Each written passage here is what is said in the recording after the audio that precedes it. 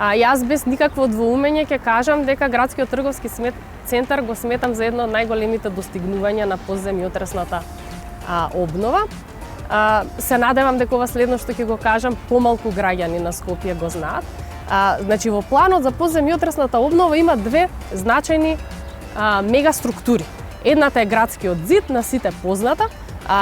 Тоа е една голема мегаструктура, нели, од стамбени блокови и кули кои што го прегрнуваат центарот на градот и која што има за цел да ги зачува сите претходни историски значајни културни слоеви на Скопје. Другата мегаструктура е градската порта, која што треба од транспортниот центар, сега кај што се наоѓа на источната точка на градот, да се простира. Тоа е еден комплексен административно-комерцијален центар, нов почеток на Скопје. Зошто ова го кажувам во контекст на градскиот трговски центар?